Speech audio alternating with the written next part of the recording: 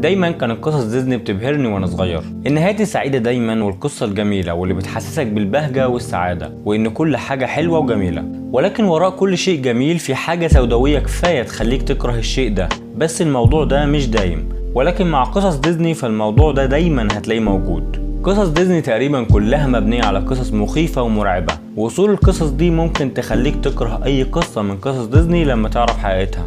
وخليني النهاردة اكلمك عن واحدة من القصص دي، قصة زمار هاملين، القصة المفضلة ليا او اللي كانت مفضلة ليا، القصة الاغرب والاعجب من اي قصة تانية، غريبة لدرجة ان اساطيرها كتير، اساطير ممكن تخليك ما تكملش الفيديو ده لاخره. وقبل ما نبدأ مش هطلب منك انك تشترك في القناة زي كل مرة، ولكن هطلب منك انك لو مش بتحب القصص المرعبة او اللي فيها اذى كبير جدا للاطفال ما تكملش الفيديو ده لاخره. ولو هتكمل معانا الفيديو ما تنساش تعمل لايك وسبسكرايب عشان يوصلك كل جديد.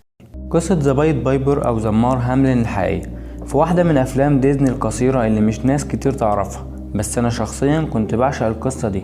بتحكي ان في يوم من الايام كان في بلدة اسمها هاملين، والبلدة كانت بتعاني من مشكلة كبيرة مع الفئران كانت بتاكل اكل السكان وبتخرب متاجرهم وحياتهم كلها.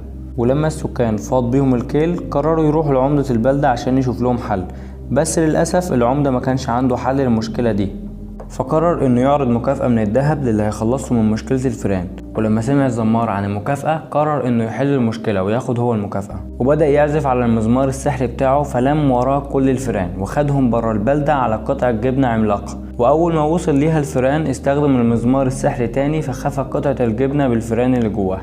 ولما رجع الزمار لعمدة البلدة عشان ياخد جايزته قرروا سكان البلدة وعلى رأسهم العمدة انهم يضحكوا عليه، قفلوا باب البلدة وقالوا له عزفك مش كفاية انه يخليك تستحق الجايزة. طبعا غضب الزمار جدا ووعدهم انه هياخد كل اطفال البلدة منهم عشان ما يتربوش على ايد ناس غير امينة زيهم. وبدأ بالعزف من تاني، بس المرة دي كل الأطفال اتسحروا وكسروا بوابة البلدة ومشوا وراه ووصلوا لحد بلدة الحلوى وعاشوا في تبات ونبات للأبد.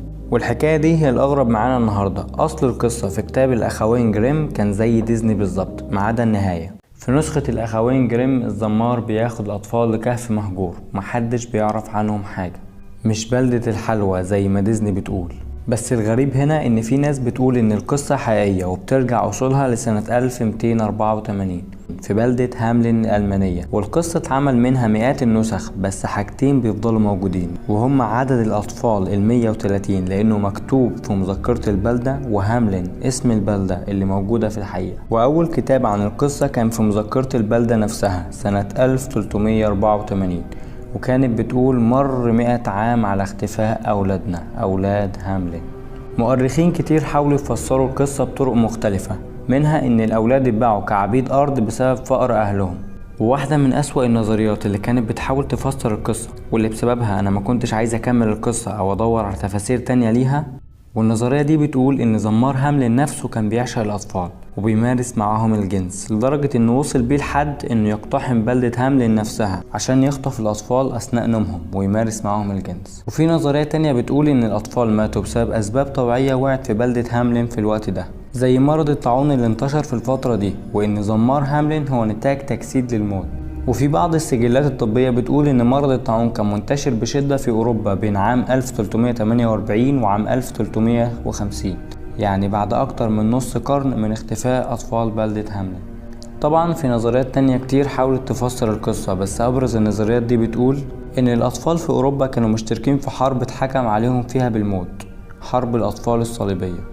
وممكن يكون سبب اختفاء الأطفال مرتبط بأن في عدد من المواطنين الألمان سابوا منازلهم عشان يستعمروا أوروبا الشرقية، وتفاسير تانية كتير وكلها بتحاول إنها تفسر القصة. لكن لحد النهاردة محدش يعرف إيه اللي حصل لل130 طفل اللي اختفوا من حوالي 800 سنة. ودي كانت القصة الحقيقية لذا بايت بايبر أو زمار هاملين. يا رب تكون عجبتكم واستفدتوا منها، ويا ريت ما تنسوش تعملوا لايك وسبسكرايب عشان تدعموا القناة، واشوفكم الحلقة الجاية.